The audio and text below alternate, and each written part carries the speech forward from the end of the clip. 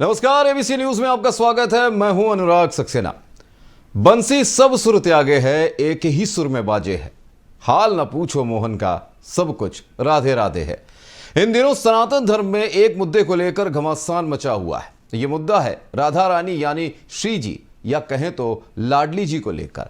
और इस बार विवाद के केंद्र में है प्रसिद्ध कथावाचक पंडित प्रदीप मिश्रा। वहीं दूसरी तरफ है प्रसिद्ध संत श्री हित प्रेमानंद गोविंद शरण जी महाराज, जिन्हें हम सब प्रेमानंद महाराज जी के नाम से जानते हैं। और विवाद का मुद्दा कथावाचक पंडित प्रदीप मिश्रा का वो बयान जिसमें राधा रानी के मायके पर सवाल उठाया गया था कि राधा रानी बरसाना की नहीं, रावल की रहने वाली हैं। साथ ही कहा गया कि श्री कृष्ण की पत्नियों में राधा का नाम नहीं है। राधा जी का विवाह अनय घोष से हुआ था, जिस पर देश भर के संत समाज नाराज हैं। तो सवाल यह है कि क्या श्री कृष्ण और राधा की कथाएं सच हैं या भक्ति रस में डूबे कवियों की कोरी कल्पना? यह कोई पौराणिक सत्य है या फिर भक्ति भाव से भरी कथाएं मात्र? आखिर क्यों सनातन धर्म में इतना विरोधाभास है? चलिए इस पर हम चर्चा करेंगे। हमारे साथ खास मेहमान हमारे साथ जुड़ गए हैं, सभी को हमने बुलाया है। स्वागत करते हैं हमारे खास मेहमानों का। हमारे साथ विवेक शर्मा जी जुड़े हैं, कथावाचक हैं, मथुरा से हमारे साथ जुड़े हुए हैं। सुशील पाठक धर्म गुरु हमारे साथ यहाँ पर मौजूद हैं। वीरेंद्र मिश्रा महंत हैं, बनारस से हमारे साथ जुड़े हैं। और शुभम गिरी महंत हैं, उत्तराखंड से हमारे साथ मौजूद हैं। आप चारों का बहुत बहुत स्वागत है आज की इस चर्चा में। सबसे बड़ा सवाल ये उठता है कि आखिरकार सनातन धर्म में इतना विरोधाभास क्यों हो रहा है। सीधे हम चलते हैं हमारे धर्म गुरु सुशील पाठक जी के पास। हिंदू धर्म गुरु हमारे साथ मौजूद हैं।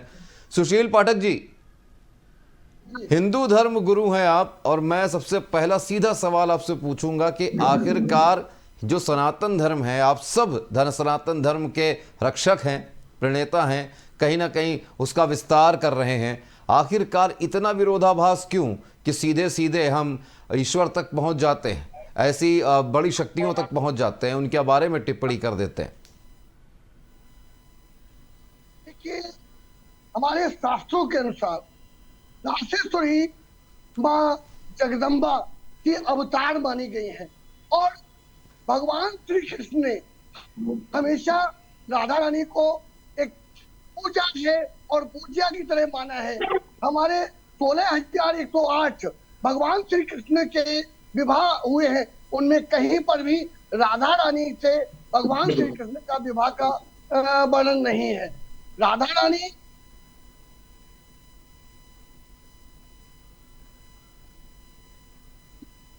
प्रधान जी की बेटी है और बरसाना उनका मायका है।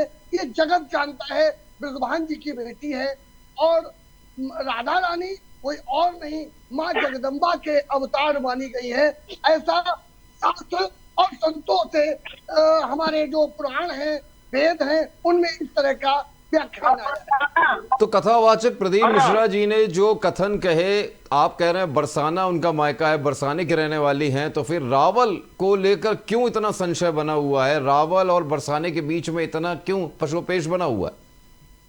देखिए, श्रीमद् भागवत पुराण में या किसी भी ग्रंथ में बरसाने के अलावा कहीं पर भी राधा रानी का कोई भी जिक्र नहीं आया है। ना राधा रानी के विषय में कहीं रावल की कोई चर्चा है। अगर राधा रानी की कोई चर्चा है तो बरसाने को लेकर है। चाहे वो श्रीमद् भागवत पुराण है, महाभारत है, या जितने भी पुराण ग्रंथ बने हैं, उन सब में श्री वृषभान जी की बेटी के रूप में और बरसाने के रूप में श्री राधा रानी का वर्णन किया गया है। यहाँ तक श्रीमद् भागवत पुराण में हमारे कथावाचक संत कहते हैं कहीं पर राधा रानी का सीधा नाम नहीं आया है, क्योंकि राधा नाम लेते ही राजा परीक्षित को श्री सुखदेव जी महाराज की समाधि लग जाती थी। तो इसलिए राधा रानी का नाम सीधे न देकर संक्षिप्त रूप में दिया गया है और राधा रानी का जितना भी वर्णन है वो बरसाने को लेकर ही। बिल्कुल विवेक जी, हम आपके पास चलेंगे। आप खुद कथावाचक हैं और जो पंडित प्रदीप शर्मा जी हैं, वो भी मिश्रा जी जो हैं वो भी कथावाचक हैं, और उन्होंने कहीं ना कहीं जिस तरीके की बातें की, उसके बाद जो विरोधाभास वाले स्वर जो निकले हैं संत समाज की ओर से, कहीं ना कहीं वो सोचने और समझने की बात है। खुद प्रेमानंद जी महाराज ने उनको कहीं ना कहीं बातें सुनाई हैं और राधा रानी को लेकर उन्होंने कथन कहे। आप इसको किस नज़रिए से देखते हैं कि कथावाचक को किस तरीके से जांच पड़ताल के बाद अपनी जुबान को खोलना चाहिए?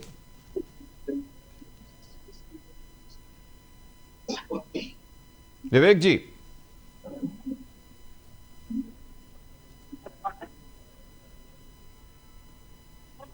कहा है, सही कहा है। राधा अलग नहीं है, राधा ही कृष्ण है, कृष्ण है कोई अंतर। और कहा जाता है कि जब राधा कृष्ण बगैर नहीं दे सकती, राधा के बगैर नहीं दे सकती। और श्रीमद् भागवत महापुराण में कहीं भी विवाह के योग विवाह के बारे में नहीं बताया है कि विवाह, लेकिन पता नहीं मिश्रा जी ने ये कहाँ से कहा है। नहीं तो आप कथावाचक स्वयं हैं, आपने कथा जब करते हैं तो आप कथाओं में बहुत सारी, जब कथावाचक करते हैं तो कथाओं के बारे में बात करते हैं, भगवान श्री कृष्ण राधा की कथाओं के बारे में जिक्र करते हैं।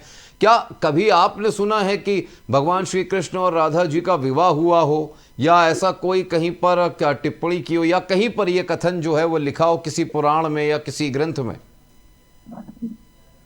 देखिए महाराज, हमने कहीं कृष्ण के साथ नहीं देखा है, हमने कहीं नहीं देखा है। लेकिन उसमें नहीं है।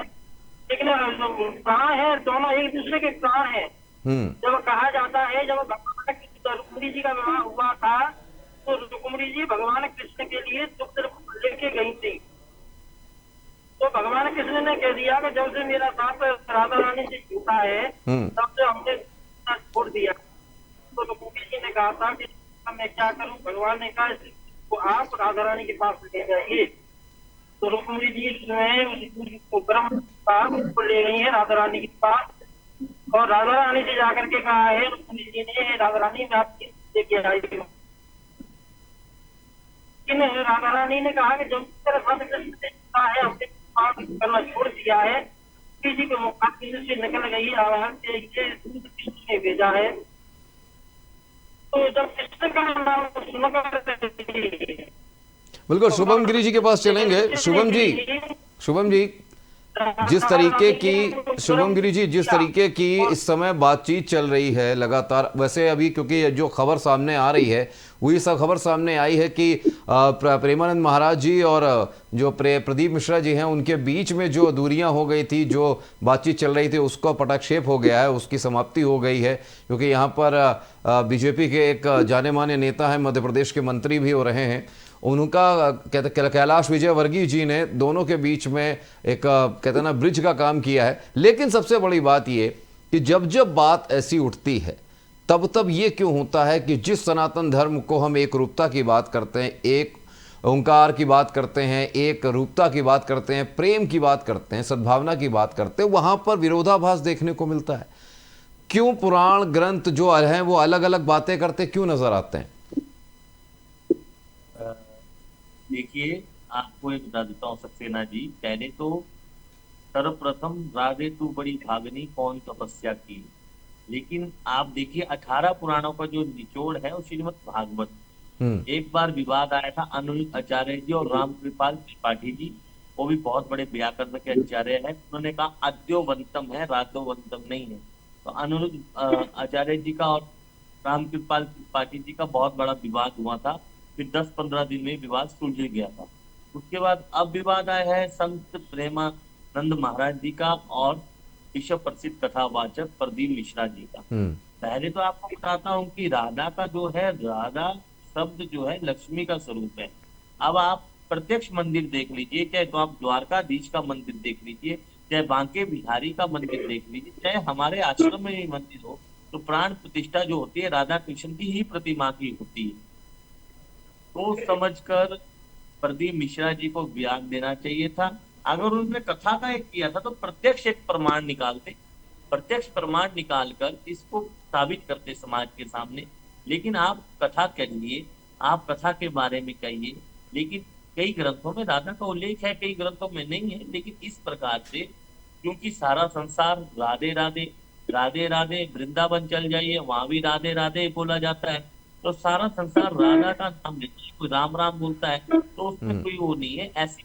ऐसी जो आलोचना की है, अगर दोनों में आपस में बातचीत हो गई है, कोई राजनीतिक दल का व्यक्ति बीच में आया हो, मैं नहीं जानता कि नहीं हुई है, लेकिन तो तमाम परिचर्चाओं में हमने यही कहा कि दोनों राष्ट्र के पुरुष है, अंतर्राष्ट्रीय। प्रेमानंद जी भी अंतर्राष्ट्रीय विश्व विख्यात है, और प्रदीप मिश्रा जी भी विश्व विख्यात है। 18 पुराणों को ज्ञाता है, कभी वो शिवपुराण की कथा करते हैं, कभी वो देवी भागवत की कथा करते हैं, कभी वो अनेक पुराणों की कथा करते हैं, लेकिन अष्टादश पुराण का जो निचोड़ है वो श्रीमद् भागवत है। श्रीमद् भागवत में जो बातें कही गई है, भगवान गोपी गीत कहा गया है, गोपी गीत के साथ गजेंद्र मोक्ष का भी उल्लेख दिया गया है, लेकिन हम विषय की बात करते हो राधा के विषय में। भागवत में जिक्र नहीं है, भागवत में इसका उल्लेख नहीं है कि भागवत में लिखा अद्योवंतम लिखा है। तो राम कृपाल त्रिपाठी जी ने बीच सभा में अनिरुद्ध आचार्य जी को किया था, फिर अनिरुद्ध आचार्य जी ने क्षमा मांगी थी। तो इसी प्रकार से अगर उनसे प्रदीप मिश्रा जी से कोई त्रुटि हो तो प्रेमानंद महाराज जी से क्षमा मांगे,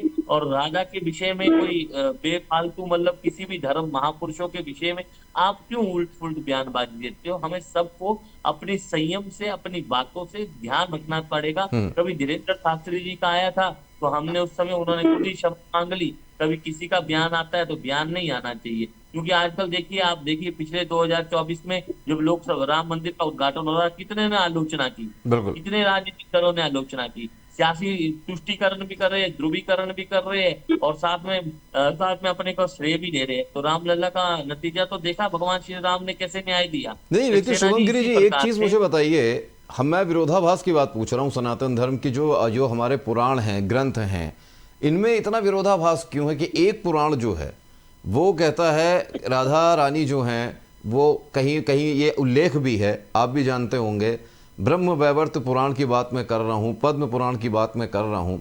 ब्रह्म वैवर्त पुराण जो है उसका मैं अगर बात करूँ, उसका जिक्र करूँ, तो जो ब्रह्म वैवर्त पुराण का प्रकृति खंड अध्याय 48 है, और उसके साथ साथ यदुवंशी जो थे, उनके जो कुल गुरु थे महर्षि गर्ग, उनका जो गर्ग संहिता है उसमें ये साफ साफ लिखा है कि सांकेतिक तीर्थ पर राधा और कृष्ण मुलाकात उनकी हुई, वो मिले। उसके बाद ब्रह्म वैवर्त पुराण के अनुसार कि राधा कृष्ण की मित्र थी, लेकिन राधा का विवाह जो है वो रापाल, रायाण या अनय घोष, जिनके बारे में प्रदीप मिश्रा ने जिक्र किया, उनके साथ हुआ। लेकिन विरोधाभास की बात मैं इसलिए पूछ रहा हूं क्योंकि इसी पुराण में, ब्रह्म वैवर्त पुराण जो है, उसके 5वें अध्याय के श्लोक 25 और 26 में श्री कृष्ण की पुत्रवधू के रूप में राधा को जिक्र किया गया है। मतलब इतना विरोधाभास एक ही पुराण के अलग अलग अध्यायों में क्यों, मैं ये पूछना चाहता हूँ। देखिए, आपको बता देते हैं कि देखो, ब्रह्म वैवर्त पुराण हमने इतना उसका अध्ययन नहीं किया है, लेकिन ठीक है, आपने अच्छा अध्ययन किया सक्सेना जी। आपको पहले तो मैं शुभकामनाएं प्रेषित करता हूँ। जो आपने मुझसे पूछा था कि पुराणों का मत अलग होता है, लिखे तो सभी वेद व्यास जी ने 18 पुराण तो उन्होंने लिखे हैं। आप एक देख लीजिए, शिव पुराण में वो है श्लोक, युधिष्ठिरस्य कन्या विवाहे नकुलेन सा कन्या वरदायिनी। युधिष्ठिर अस्य कन्या, युधिष्ठिर कौन? देवराज हिमालय। विवाहे नकुल, नकुल कौन? जिनका कोई कुल नहीं महादेव का। तो गणेश जी की बुद्धि भी चक्कर हो गई थी, मतलब वो भी समझ नहीं पाए थे। तो ये पुराण जो है इसमें अलग अलग विषय का मत है, अलग अलग मत है। लेकिन जिस प्रकार से अगर राधा शब्द का जो आता है, तो उसके लिए जो हमें है, हम सबको पहले तो संयम से अभ्यास करके कभी परिचर्चा में बैठना चाहिए। परिचर्चा आपके सामने कर रहे हो, लेकिन यहाँ इतने महापुरुष बैठे, विजेंद्र मिश्रा जी बैठे हैं, काल भैरव के महंत है, पाठक जी बैठे हैं, कथावाचक बैठे हैं, तो इनको पता है कि हमारा विषय कथा का नहीं है, हमारा विषय रहा ऋग्वेद का, ज्योतिष का। तो ज्योतिष के विषय के अनुसार हम इस बारे में कह सकते हैं कि अगर उस पुराणों में कोई गलत लिखा है, अब देख लीजिए तिब्बती भाषा में डोलमा कहते हैं, और 10 महाविद्या में तारा का शब्द प्रयोग है। तो मतलब एक नहीं है कि इक्का माई, गुरु नानक देव जी ने इसका अलग उदाहरण दिया कि इक्का माई जुगत बिहाई 3 चेले परमाण। ऐसा है कि राधा एक लक्ष्मी का स्वरूप है, राधा एक भगवान लक्ष्मी का स्वरूप है, माँ लक्ष्मी का स्वरूप है। राधा के साथ हर जगह राधा कृष्ण की ही आप प्रतिमा देखते हो। भगवान श्री कृष्ण ने जो 16,108 विवाह किए थे, उनकी जान बचाई थी, तब जाके वो विवाह हुए थे। लेकिन ऐसा है कि कई पुराणों का मत क्या है, उस मतों को हम देख के, हम उसकी स्टडी करके आगे भी आपसे परिचर्चा करेंगे, समाज के सामने प्रदर्शित करेंगे, क्योंकि हर जगह विवादित हो रहा है। कई बार राधा शब्द में पहले भी विवाद हुआ। प्रेमानंद जी और जो हमारे शास्त्री जी है वो भी आपस में, वो प्रदीप मिश्रा जी भी आपस में विवादत हो गए, फिर समझौता हो गया। पहले रामकृपाल त्रिपाठी जी और अनिरुद्ध आचार्य जी, लेकिन उसको इतना हाईलाइट नहीं किया, इस मुद्दे को इतना हाईलाइट मत, इतना प्रचारित कर दिया कि पूछ लीजिए पता नहीं क्या से क्या हो गया। लेकिन हाँ, तख्तात्मक दोनों ने आपस में समझौता कर लिया है। जिस प्रकार से विवादित बयान है सक्सेना जी, इस प्रकार से आप मुझे सुन रहे हो, अगर मैं इसका ध्यान करूं तो मैं आपको बताऊं, लेकिन अद्योवंतम श्रीमद् जी। भागवत में है। इस शब्द का मैं आपके सामने प्रयोग और श्लोक को प्रत्यक्ष प्रमाण करता हूँ। ब्रह्म वेता पुराण की आपने जो बोली है, अगर आप मुझे व्हाट्सएप के माध्यम से संहिता देंगे, फिर मैं उसका ध्यान करके विद्वानों से पूछ के परिचर्चा करके फिर आपके सामने इसके परिचर्चा कर सकता हूँ। बिल्कुल, हम चलते हैं अब, तो आप बढ़ते हैं। वीरेंद्र मिश्रा जी हमारे साथ मौजूद हैं। वीरेंद्र जी, आपने सुना कि जिस तरीके से प्रदीप मिश्रा जी और प्रेमानंद महाराज जी के बीच में जो राधा नाम को लेकर, श्री लाडली जी को लेकर लगातार विवाद रहा, वीरेंद्र मिश्रा जी, उसके बाद जिस तरीके की चीज़ें सामने आ रही हैं, ये सवाल पैदा करते हैं कि आखिरकार हम किसे सत्य माने। क्योंकि एक तरफ तो कहते हैं कि जहाँ पर श्री कृष्ण हैं वहाँ पर राधा स्वयं हैं, और जहाँ राधा जी हैं वहाँ श्री कृष्ण भी मौजूद हैं, दोनों अलग नहीं हैं। लेकिन जब बात आती है विवाह की, तो कई लोग ये मानते हैं कि उनका विवाह हुआ था, कई लोग कहते हैं उनका विवाह नहीं हुआ था, कई जानकार जो वो कहते हैं कि रुक्मिणी जी ही राधा हैं और राधा ही रुक्मिणी जी हैं। वीरेंद्र जी, आपको क्या लगता है कि क्या सच में भगवान श्री कृष्ण और राधा जी का जो है प्रेम, जो हम जानते हैं, जो कथाएं सुनते हैं, क्या ये सच में थी, या मध्यकालीन जो कवि रहे हैं जिन्होंने राधा कृष्ण के प्रेम की बात की है, उनके द्वारा प्रसारित ये एक तरह से देखा जाए काल्पनिक कथाएं तो नहीं है कहीं?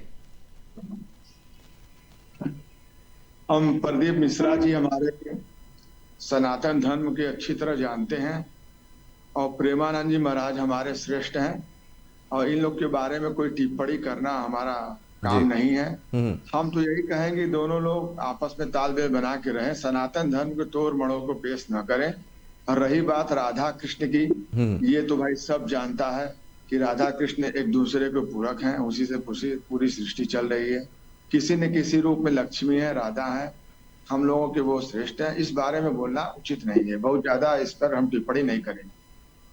नहीं, लेकिन वीरेंद्र जी, मेरा सवाल ये है ना, इसलिए मैं पूछ रहा हूँ क्योंकि जब हम सनातन धर्म की बात करते हैं तो कहीं ना कहीं जो हमारे ये जो कथावाचक होते हैं, कथावाचक कई तरीके की कहानियाँ प्रस्तुत करते हैं, कथाएं प्रस्तुत करते हैं, और जब हम किसी और संत महात्मा को सुनते हैं तो कहीं ना कहीं ये लगता है कि अरे जो उन्होंने बताया उसका ये तो विरोधाभास है, ये तो बिल्कुल ही अलग है।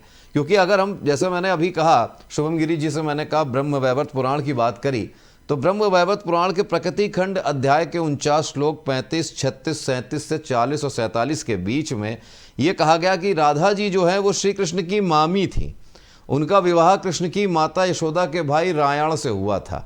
एक ये भी कथा है ब्रह्म वैवर्त पुराण में। और उसी जगह अगर हम बात कर लें तो आप ये सोचिए कि एक तरफ उनकी पत्नी कही जाती है, ब्रह्म वैवर्त पुराण प्रकृति खंड अध्याय के 48 के अनुसार ब्रह्मा जी ने राधा और कृष्ण का विवाह कराया था, गंधर्व विवाह। मेरा सवाल बस ये है कि इतना विरोधाभास क्यों वीरेंद्र जी? ये विरोधाभास नहीं है, स्त्री तो किसी न किसी रूप में माँ है, बहन है, पत्नी है, किसी न किसी रूप में तो हम लोग की है ही है, ये विरोधाभास नहीं है। और रही बात प्रदीप मिश्रा जो सनातन धर्म की बात कर रहे, वो खुद है ज्ञानी, हम उनको क्या बता सकते हैं। और पत्नी का दो रूप होता ही है। नहीं, पत्नी देखिए स्त्री का रूप आप बता रहे हैं वीरेंद्र जी, ये बात सत्य है, स्त्री किसी न किसी रूप में है और पूजनीय है। लेकिन मैं यहाँ भगवान श्री कृष्ण और राधा रानी जो हैं उनके विषय में बात कर रहा हूँ, उनके विषय की बात कर रहा हूँ। हम राधा और रानी के बारे में आप भी जानते होंगे, प्रेमानंद जी महाराज जान रहे हैं, प्रदीप मिश्रा जी भी जान रहे हैं। इस पे अगर हम टिप्पणी करें हमारी बेवकूफी है, इस पे हम टिप्पणी नहीं करेंगे। अच्छा, चलिए, हम हिंदू धर्म गुरु हमारे साथ मौजूद हैं सुशील पाठक जी।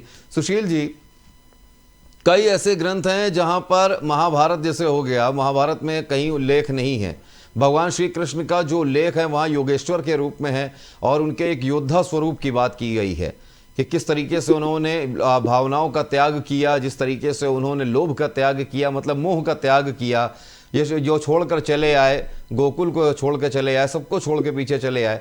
धीरे धीरे जब हम देखें तो ये चीज़ समझ में आती है कि मध्यकालीन जो लोग रहे हैं, जो कवि रहे हैं, जो आए हैं, उन्होंने जो कथाएं की हैं, कविताएं की हैं, जैसा कि अगर बात की जाए राधा कृष्ण की भक्ति की शुरुआत जो है वो निर्बाक समुदाय, वल्लभ समुदाय, राधा वल्लभ समुदाय और सखी भाव संप्रदाय जो है इनसे शुरू हुआ। इसके पहले कहा जाता है कि इससे पहले राधा कृष्ण की इतनी चर्चा नहीं होती थी। आपको क्या लगता है सर कि ये धीरे धीरे जो कथाओं के रूप में एक तरह से बयार आ गई है भगवान श्री कृष्ण राधा की कथा, कहीं ऐसा तो नहीं कि कथाओं के कथावाचक इतने हो गए हैं कि आपस में एक दूसरे की मार्केट जो है वो गड़बड़ा रही है, इसलिए कथा ऐसी की जा रही है? देखिए, बिल्कुल अभी हमारे गिरी जी ने बहुत सुंदर बात कही और मिश्रा जी ने भी, वीरेंद्र जी ने बहुत अच्छी बात कही। प्रेमानंद जी बहुत श्रेष्ठ हमारे संत हैं और प्रदीप मिश्रा जी जो कथावाचक हैं उन्होंने भी कई पुराणों का अध्ययन किया है, तभी जाकर वो विशेष भागवत जी की कथा बांट रहे हैं। इस विषय पर, दोनों के विषय पर क्या है ये तो नहीं कहेंगे, परंतु राधा रानी और भगवान कृष्ण वो दो नहीं है, वो तो एक है। और कहीं पर भी दो बन के जिसने देखा है वो कभी दर्शन नहीं कर पाया, जिसने एक बन के दर्शन किया उसे ब्रह्म के दर्शन हुए। राधा और कृष्ण कहीं पर दो नहीं है, वो तो एक ही है। और दोनों, अभी हमारे वीरेंद्र जी ने बहुत सुंदर बात कही थी कि इन संतों पर हम लोगों का टिप्पणी करना कहीं पर सर्वदा अनुचित है, उचित नहीं है। और रही बात राधा रानी की, तो राधा रानी तो भगवान कृष्ण हमेशा आराध्या की तरह, आप किसी भी जगह देखिए, निधि वन में जाके देखिए कि भगवान राधा रानी स्वयं भगवान कृष्ण बन गई, मुरली बन के मुरली लेकर खड़ी है। तो राधा और कृष्ण दो नहीं है, वो तो दोनों एक ही है और किसी पुराण में उनके विवाह की चर्चा नहीं है। और रही बात, उनका मूल स्थान बरसाना बताया गया है और बृषभान जी की दुलारी बताई गई है। कहीं पर भी किसी भी ग्रंथ में इसके अलावा राधा की कोई वो चर्चा नहीं है। राधा और कृष्ण कहीं पर भी दो नहीं है, वो तो दोनों एक थे, एक हैं और एक रहेंगे। जब राधे राधे कहते हैं तो बिहारी जी स्वयं चले आते हैं। तो राधा और कृष्ण दोनों को दो रूपों में नहीं देखना चाहिए, वो तो एक ही रूप के, एक ही उसके दो रूप हैं। अभी हमारे गिरी जी ने विस्तार से बहुत चर्चा की, बहुत अच्छे बात बताई। वीरेंद्र जी ने बिल्कुल सही बात कही। हम लोग इन लोगों के विषय पर टिप्पणी ना करें और राधा और कृष्ण को दो रूपों में ना देखें, वो तो दोनों एक हैं। वो ब्रह्म के अलग अलग रूप बनाए हैं, उन्हीं में एक राधा का स्वरूप है और एक भगवान कृष्ण का। कहीं पर भी राधा और कृष्ण के विवाह की चर्चा किसी भी ग्रंथ में हमने अभी तक न सुनी है, न पढ़ी है। नहीं, लेकिन सुशील जी मैं आपको इसलिए टोक रहा हूं सर, क्योंकि ब्रह्म वैवर्त पुराण की बात मैं बार बार कर रहा हूं, उस पर इसका उल्लेख दिया हुआ है कि जो गंधर्व विवाह है जो ब्रह्मा जी ने स्वयं कराया राधा और कृष्ण का, उसका उल्लेख किया गया है। इसलिए मैं सवाल पूछ रहा हूं आपसे। देखिए अनुराग जी बहुत अच्छी बात है कि आपने ब्रह्म वैवर्त पुराण पढ़ा, परंतु श्रीमद् भागवत पुराण में आपको ध्यान होगा एक पूरा स्कंद भगवान श्री कृष्ण की कथाओं से वर्णित है। 12 स्कंद में अगर हम देखें तो शायद 10वां स्कंद जो है वो श्रीमद् भागवत पुराण में स्पष्ट रूप से सभी भगवान श्री कृष्ण की लीलाओं से वर्णित है। उसमें कहीं पर भी इस तरह की कोई चर्चा नहीं आई है। अभी गिरीश जी ने बहुत विस्तार से बताया। हो सकता है अगर ब्रह्म वैवर्त पुराण में ये गिरीश जी की बात है, मैं भी सहमत हूँ। हो सकता है आपने जो कहा इस पर मैं भी अध्ययन करूंगा और इसके बाद आपसे निश्चित इस विषय पर जब भी कभी बात आएगी तो निश्चित मैं आपको इस बात का उत्तर दूंगा। मगर श्रीमद् भागवत पुराण या जो भी अन्य ग्रंथ है उनमें कहीं पर भगवान कृष्ण और राधा के विवाह की चर्चा नहीं। एक चीज मैं और पूछना चाहूंगा, इस समय जब सनातन धर्म की हम बात कर रहे हैं, सनातन धर्म का एक तरह से बाजारीकरण किया जा रहा है कहीं ना कहीं। ये थोड़ा सा आप सभी को विचार करना पड़ेगा, क्योंकि आप सब महंत हैं, धर्म गुरु हैं और कहते हैं धर्मोति रक्षति रक्षता, धर्म की रक्षा करना बहुत जरूरी है। और सबसे बड़ी चीज ये है कि जब हम धर्म की रक्षा करेंगे तभी धर्म हमारा जो है वो टिका रहेगा। ऐसे में जब बाजारीकरण हो रहा है, इस समय ब्रज की रज वो बेची जा रही है, ये आप सबने सुना होगा। अमेज़न पे 3000 रुपए प्रति किलो के हिसाब से ब्रज की पावन मिट्टी बेची जा रही है। इस पर भी संत समाज में उबाल है, इसको लेकर क्या कहेंगे? विवेक जी आपसे पूछना चाहूंगा।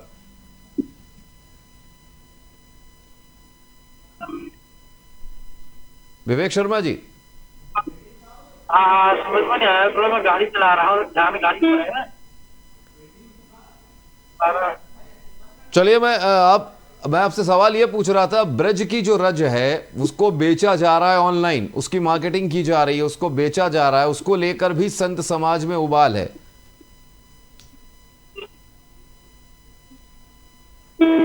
ये ऐसा है कि जब ब्रज की रज को बेचा जा रहा है, ये अच्छी बात है, क्योंकि ब्रज की रज ब्रज में ही रहनी चाहिए। अब किसी भी मनुष्य को किसी जगह से उठा करके दूसरी जगह पहुंचाया जाता है तो फिर सुख शांति नहीं मिलती है, सुख नहीं मिलता है चीज को। अब ब्रज की रज जो ब्रज में रह रही है और ब्रज की रज बिल्कुल, वीरेन जी के पास चलेंगे। वीरेन जी, ब्रज की रज को बेचा जा रहा है, ये सवाल क्योंकि इसलिए उठ रहा है क्योंकि अब जो है हमारे सनातन धर्म, हमारी आस्था, हमारे विश्वास का एक बाजारीकरण किया जा रहा है लगातार। अमेज़न पे बेचा जा रहा है। इससे पहले भी हमने देखा कई हमसे भक्ति भाव से सनातन धर्म से जो जुड़ी हुई चीज़ें उनको बेचने का एक बिजनेस किया जाता है, और लगातार कई लोग ऐसे हैं जो इस तरह का बिजनेस करते भी हैं धर्म की आड़ में, सनातन धर्म की आड़ में। ब्रज की रज बेची जा रही है, उस पर आपका क्या कहना है? धर्म से जो धंधा करेगा तो धर्म से धंधा करेगा अपने आप बर्बाद हो जाएगा। रही बात ब्रज की, प्रसाद के रूप में जो लोग मंगाते होंगे वो प्रसाद के रूप में मंगाते होंगे, प्रसाद के रूप में उसको ग्रहण करते होंगे, घर में रखते होंगे। जी, आवाज जा रही है? हाँ जी, हाँ जी। वो जो मंगाते होंगे वो प्रसाद के रूप में उसको अपने घर मंगाते होंगे। जो नहीं पहुंच पा रहा है उसको प्रसाद के रूप में अपने घर मंगा रहा है। लेकिन वीरेन जी, ये तो वही बात हो गई कि अब तो ऑनलाइन सारी चीज़ें हो गई हैं, तो लोग फिर वहां पर जाने का कष्ट क्यों करेंगे, भगवान के दर्शन करने का कष्ट क्यों करेंगे? अगर ऐसा हो गया तो घर बैठे लोग प्रसाद मंगा लेते हैं कि अब ऑनलाइन सर्विसेज हो गई कि आप प्रसाद ऑनलाइन मंगा लीजिए, आप ब्रज की रज मंगा लीजिए। कल को ये होगा कि आप ऐसा करिए, चुनरी आपको चाहिए तो वो चुनरी भी पहुंच जाएगी, भगवान के गले में पड़ी हुई हार, आपको माला, जो हम लोग जाते हैं बाके बिहारी में दर्शन करने के लिए, दरवाज़ों के अंदर भीड़ उमस सब कुछ झेलते हुए हम लोग जाते हैं। अभी हाल ही में मैं होके आया हूँ, दर्शन करके आया हूँ, तो वो जो एक फीलिंग होती है, जो एक भावना होती है कि प्रभु से मिलने की आस, घंटों खड़े रहना, उसके बाद प्रभु के दर्शन की आस, मतलब अब ये हो गया बाजारीकरण कि आपको आने की जरूरत नहीं, ऑनलाइन घर बैठे दर्शन कीजिए, भगवान के दर्शन कीजिए, महादेव के दर्शन कीजिए, सभी के दर्शन ऑनलाइन कर लीजिए। प्रसाद चाहिए तो प्रसाद भी आप दे लीजिए ऑनलाइन। अगर ऐसा करेंगे तो हमारा सनातन धर्म का जो आस्था है वो कहाँ जाएगी?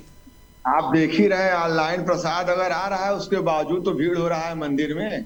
हमारे काशी विश्वनाथ में आ जाइए, 5 लाख जनता रोज आ रही है। हमारे कालभैरव बाबा में आ जाइए, देखिए कितनी भीड़ हो रही है। बाके बिहारी में भीड़ हो रही है। बात सब जगह सर, सब जगह भीड़ हो रही है, मैं मानता हूं, लेकिन आप ये मानेंगे, आप ये भी मानेंगे कि बाजारीकरण वहां भी हो रहा है। वीआईपी दर्शन की अलग लाइन चल रही है, तो आम जनमानस जो भक्त हैं वो भक्त तो समान होते हैं ना, फिर उसके लिए वीआईपी की एंट्री क्यों? वीआईपी दर्शन क्या, ये वीआईपी दर्शन की चोचलेबाजी क्यों? भगवान से मिलने के लिए क्या वीआईपी? भगवान से ज्यादा कोई वीआईपी है क्या? लेकिन जाना है तो एक ही जगह ना हमको जाना है, चाहे वीआईपी हो चाहे दर्शन हो, हमको तो उसी जगह जाना है जहां सबको दर्शन करना है।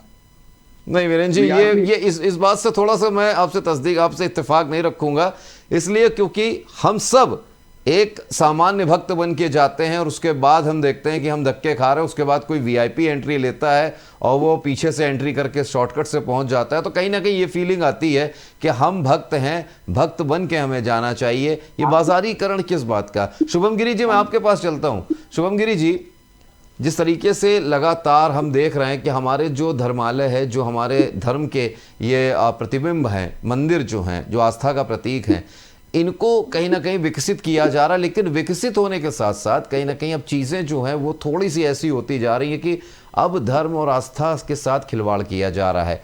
जो भक्ति भाव लेकर हम जाते हैं वहाँ पर वीआईपी एंट्री, आप उसके बाद अगर आपको स्पेशल दर्शन करने हैं तो उसका अलग चार्ज, प्रसाद स्पेशल चाहिए तो उसका अलग चार्ज। ये जब चीज़ें इस तरीके से होंगी तो हमारा जो भावनाएं हैं, जो फीलिंग्स हैं, वो कहाँ रहेगी? दिमाग तो उसी में लगा रहेगा। तीर्थ गई मैं नानक का, मन चंचल चित्तौर, गई थी मल उतारने, लक्ष्मण लाई ओर। देखिए तीर्थों में भी अब सुविधा हो गई है। अब पहले लोग आते थे यात्री भाव से, अब लोग आते हैं वीआईपी पर्यटक भाव से। केदारनाथ, काशी विश्वनाथ, माँ कामाख्या जी से लेकर जो कॉरिडोर बन रहे हैं पर्यटकों के लिए बन रहे हैं। अब एक बात बताइए कि केदारनाथ अभी 2 महीने पूर्व 4 धाम यात्रा शुरू हुई है, महीने पूर्व, मतलब लगभग महीना पूर्व हुई है।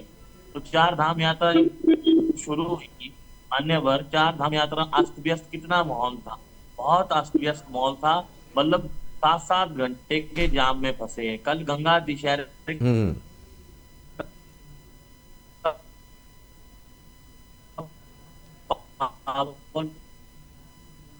उत्सव था, मैं कुंभ नगरी मैं आपको बताता हूँ, शाम लगा यहाँ से हरिद्वार से ऋषिकेश से जाने से डाइवर्ट हुआ, इतनी बड़ी सड़कें बन गई, इतना चौड़ीकरण हो गया है, एकदम से पब्लिक आ जाती है, एकदम से पब्लिक दर्शन करती है। लेकिन आपने मेरे से ये प्रश्न पूछा है कि जो वीआईपी दर्शन है, मैं मानता हूँ भगवान के द्वार में कोई वीआईपी सब लाइन में होते हैं, लेकिन उसकी व्यवस्था तो होती है।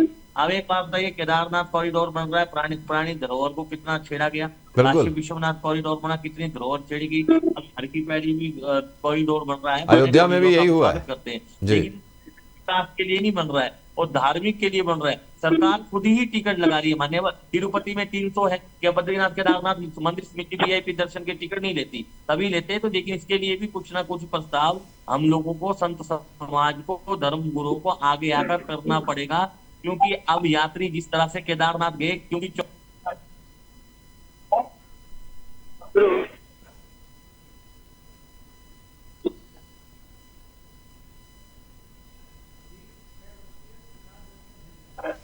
सुशील पाठक जी, जी कितना इत्तेफाक रखेंगे आप शुभम गिरी जी और हमारे जो वीरेंद्र मिश्रा जी उनसे? क्योंकि मैं बात सिर्फ इसलिए कर रहा हूं क्योंकि लगातार हमारे सनातन धर्म में ऐसे विरोधाभासी चीज़ें हो रही हैं कि अब सब कुछ ऑनलाइन हो गया है, दर्शन भी ऑनलाइन कीजिए, बाकी अब जो भक्त पहुंच रहे हैं उनके लिए वीआईपी एंट्री, जैसे शुभम गिरी जी ने कहा कि सरकार टिकट लगा रही है, मान लिया ऑनलाइन जो पार्किंग का है उसका सरकार टिकट लगा रही है, सारी चीज़ें लगा रही है, लेकिन अगर सच में अगर धरातल पे उतर के देखें, मैं खुद भी कई जगह दर्शन करने जाता हूँ, विंध्याचल कॉरिडोर में आप जाइए, वहाँ पे चीज़ें हो रही हैं, विकास हो रहा है, लेकिन जो हमारा अस्तित्व था, जो सच में हमारी जो पुरानी पौराणिक जगहें थीं, कई छोटे छोटे मंदिर थे, चाहे वो हम काशी की बात करें, चाहे हम विंध्याचल की बात करें, या जहाँ भी कॉरिडोर इसका इस समय डेवलप किए जा रहे हैं वहाँ की बात करें, विकास किया जा रहा है, जो छोटे छोटे मंदिर थे जहाँ पे कहीं ना कहीं कहानियाँ छुपी हुई थी, आस्था छुपी हुई थी, वो समाप्त कर दिए गए। उसके साथ साथ अगर बात की जाए, जब हम वीआईपी एंट्री की बात करते हैं तो आप ये देखिए वीआईपी एंट्री में होता क्या है, आम व्यक्ति जो है वो उसके लिए रूल अलग है, लेकिन वीआईपी एंट्री वाला व्यक्ति मोबाइल फ़ोन के साथ अंदर एंटर करेगा। आप छोटी कई जगह मैंने ऐसे देखा। और दूसरी बात, जो टिकट की बात है वो सरकारी टिकट बाहर है, लेकिन अंदर क्या होता है, अंदर ये होता है आपको दर्शन कराना है, मैं आपको दर्शन कराऊंगा, आप आइए, उसके बाद यहाँ इतना चढ़ाइए उतना चढ़ाइए, और उसके बाद हमने आपको 10 लोगों को दर्शन करा दिए, हमारे लिए भी आप कुछ सोचिए, आप दरबार में खड़े हैं। ये जो चीज़ें हैं, श्रद्धा भाव कहाँ रहा? जो भक्त आ रहा है वो अपनी श्रद्धा से चढ़ाए तब तो बात है चढ़ावा। अनुराग जी, मैं एक बात कहूंगा, आप गिरिराज गोवर्धन पर्वत की परिक्रमा लगाई जी, परिक्रमा चाहे कितना पैसे वाला लगाए, चाहे गरीब आदमी लगाए, अगर दंडौती परिक्रमा लगाकर देखिए, 7 दिन के अंदर परिक्रमा 7 कोस की लगाई जाती है जी। स्वयं बिहारी जी 7 दिन में एक दिन दर्शन देते हैं, कितना बड़ा वीआईपी लगाए या कोई गरीब आदमी लगाए, अगर गिरिराज जी की परिक्रमा श्रद्धा भाव से लगाओगे तो स्वयं बिहारी जी दर्शन देने आते हैं। इसी तरह से जो बाजारी कर कितना कर लो, परंतु ठाकुर के दर्शन नहीं कर पाओगे। ठाकुर के दर्शन तो भक्त बनकर जाना पड़ेगा, वो लाइन में लगना पड़े या किसी परेशानी से जाना पड़े। हमने गिरिराज जी की मई के महीने में दंडौती परिक्रमा लगाई है और हमने देखा किस तरह से हमें ठाकुर के दर्शन की एक कृपा, एक झलक दिखती थी। तो इसी तरह से कितनी भी ऑनलाइन सुविधा हो जाए, कितनी भी वीआईपी व्यवस्था हो जाए, परंतु यदि हमें परमात्मा के दर्शन करना है तो भक्त बनकर जाना पड़ेगा। और जिस तरीके से हम भक्त बनकर जाएंगे, निश्चित वो ठाकुर हमारी सुनेगा, हमें दर्शन देगा। कभी भी वीआईपी टिकट लेकर हम जा तो सकते हैं। अब अभी 2-3 साल पुरानी बात देख लीजिए, केदारनाथ में कितनी बड़ी त्रासदी आई, क्यों आई? तीर्थों को तीर्थ न समझ के पिकनिक स्थल समझ गए हैं। बिल्कुल। हम वहां जाकर उल्टे सीधे कर्म करने लगे हैं, वहां दारू पी रहे हैं, वहां उल्टे हम अनैतिक कार्य कर रहे हैं, तो निश्चित इस तरह की त्रासदी झेलनी पड़ेगी, इस तरह के संकट आएंगे। ये वीआईपी कुछ नहीं है, भक्त बनकर जाइए, ठाकुर आपको दर्शन देगा, आपकी भक्ति से प्रसन्न होगा। अच्छा सुशील जी ये मानते हैं आप कि जितने भी मंदिर बने हैं, क्योंकि बरसाना की अगर बात करें, बरसाने में देखिए कीर्ति मंदिर भी है, और अगर हम उधर बात करें वृंदावन की तो प्रेम मंदिर भी है, वहां पे हुजूम उमड़ता है, और सबसे बड़ी चीज जो देखने को मिलती है उस हुजूम में वो ये कि भगवान के जो गाने हैं, भगवान के जो भजन हैं, उन पर नाचते हुए लोग जो सेल्फी बनाते हुए वहाँ नज़र आते हैं, जो रील्स बनाते हुए नज़र आते हैं, भक्ति भाव खत्म हो गया। यही केदारनाथ की बात कर लें, बद्रीनाथ की बात कर लें, तो वहाँ पर भी जो भक्त जन हैं वो शोर शराबे के यंत्रों के साथ पहुँचते हैं, कहीं ना कहीं उस पर अब रोक वहाँ पर लग रही है। आपको नहीं लगता कि ये सारी चीज़ें हर मंदिर में हो जानी चाहिए? बिल्कुल होना नहीं चाहिए। हमारे सनातन धर्म के सभी मंदिरों में ये रोक लगनी चाहिए। इस तरह के अनैतिक प्रलाप को बंद कर देना चाहिए। इस पर सख्ती से हम सभी सनातन धर्म संतों को आगे आकर इस पर पहल करनी चाहिए, ताकि इस तरह की विरोधाभास जिस तरह से हम लोग देख रहे हैं, अभी हम लोग जो राधा रानी पर चर्चा करें, इस तरह की चर्चाएं ना हो। अभी आपने देखा होगा श्री रामचरितमानस पर एक अज्ञानी, जिसका नाम के आगे शब्द लगा था स्वामी प्रसाद, वो स्वामी नहीं था, वो सबसे बड़ा पापी था। क्योंकि जब हमारे किसी चौपाई का उसे ज्ञान तो है नहीं, और उसने अपने हिसाब से उसे, क्योंकि बौद्ध धर्म को मानने वाला बौद्धिस्ट है, वो क्या जाने रामचरितमानस, हमारे कई संतों ने उसकी व्याख्या करके बताया। तो इस तरह के लोग कहीं ना कहीं भ्रांतियां पैदा कर देते हैं, और उन भ्रांतियों में लोग आते हैं।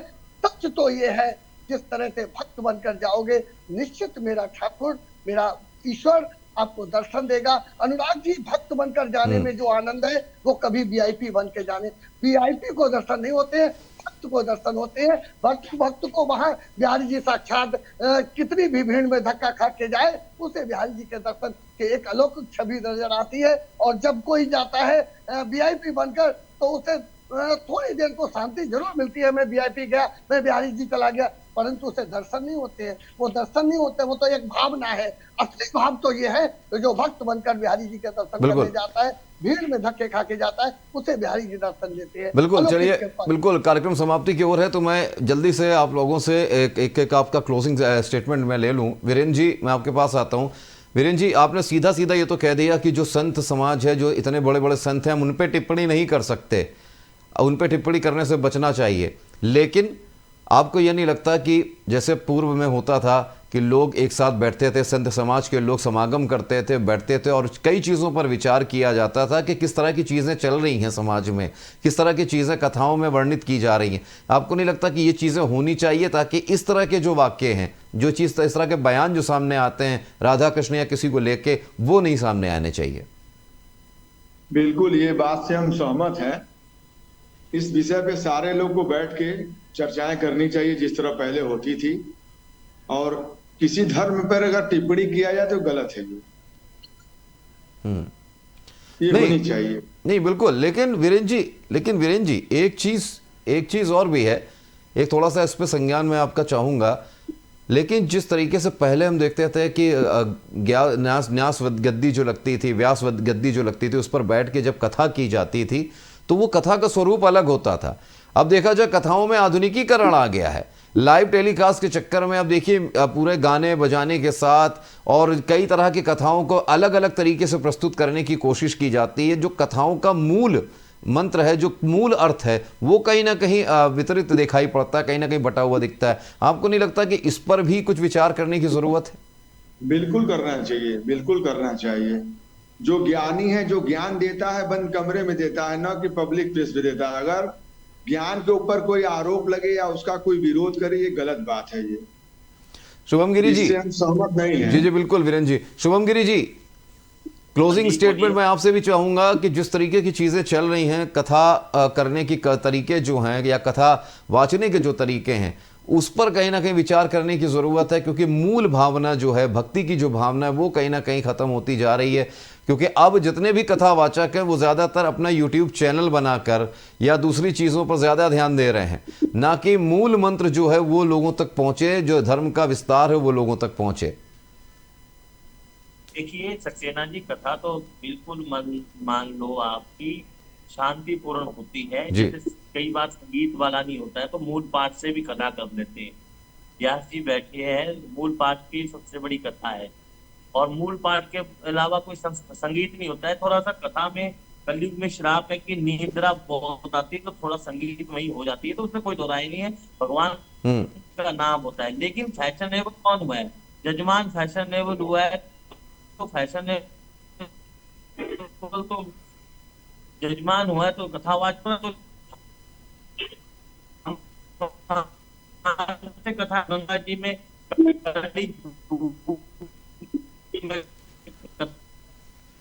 बिल्कुल। विवेक शर्मा जी आपके पास आऊंगा। विवेक जी, कथावाचक आप हैं और आजकल कथा आप भी जगह जगह अलग अलग जगहों पे करते हैं, और आप भी देखते हैं कि कई कथावाचक जो हैं। जी शुभम जी, जी आवाज कट रही सर आपकी। हाँ, कथा की तो दिन रात कथा चली, तो उसी प्रकार सक्सेना जी कथा में हमें भी सोच विचार करना चाहिए। आपने बहुत अच्छा धर्म का मुद्दा उठाया, आप शुभकामनाओं के पात्र हो।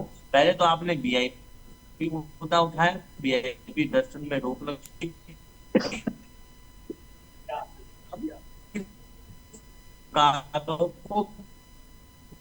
व्यवस्था भी होनी चाहिए। कितनी कावड़ यात्रा में कर्मचारियों की क्या दुर्दशा होती है, पुलिस वालों की क्या होती है, वो भी दिन रात मेहनत करते हैं। लेकिन हमें तीर्थ गई मैं नानका मन चंद्र चित्तौड़ गई चिमल उतार रहे लक्ष्मण लाई कोट। तो मतलब हम तीर्थ की मर्यादा को तीर्थ की तरह समझे। तीर्थ में कूड़ादान बहुत हो रहा है, कूड़ा बहुत हो रहा है, कूड़ा हो रहा है, सफाई की व्यवस्था भी हमें तीर्थ में रखनी चाहिए। ये भी हमारी सोच है। अगर नव सेवा नारायण सेवा का भाव अगर कोई संत करता है तो हमें भी इस सीखना चाहिए। बिल्कुल। विवेक शर्मा जी आपके पास चलते हैं क्लोजिंग स्टेटमेंट के लिए। कथावाचक आप हैं, बहुत सारे इस समय यंगस्टर जो हैं वो कई कथाएं कर रहे हैं, और आपने भी देखे होंगे रील्स बहुत सारे बन रहे हैं, और उसमें रील्स में सीधे सीधे कहा जाता है भगवान श्री कृष्ण ने गीता में ये कहा है, और उसका अपने मन से उसका उच्चारण हो रहा है। भगवान श्री कृष्ण ने पता नहीं कहा है कि नहीं कहा है, लेकिन इस तरह की जो चीजें हैं उस पर आप क्या कहेंगे? रोक लगनी चाहिए कि नहीं? चाहिए। कथा ऐसे है कि जानते हैं नहीं कुछ और कथा करने लगे हुए हैं, जिससे कि जो पढ़े लिखे हुए बच्चा है उनका पानी पिल रहा है। बिल्कुल, बहुत बहुत धन्यवाद आप सभी का। कहीं ना कहीं ये विचार का विषय है कि हमें किस तरीके से सनातन धर्म का विस्तार करना है और किस तरीके से विरोधाभास जो है हो रहा है उसको खत्म करने की ज़रूरत है, क्योंकि सनातन धर्म अगर विरोधाभास के साथ चलेगा तो कहीं ना कहीं इसमें एकीकरण नहीं दिखाई पड़ेगा, और कहीं ना कहीं जो भक्त हैं वो भी भटके हुए नजर आएंगे। आज की चर्चा में फिलहाल इतना ही। अगले किसी मुद्दे के साथ जल्द होगी आपसे मुलाकात। तब तक आप देखते रहिए ABC न्यूज़।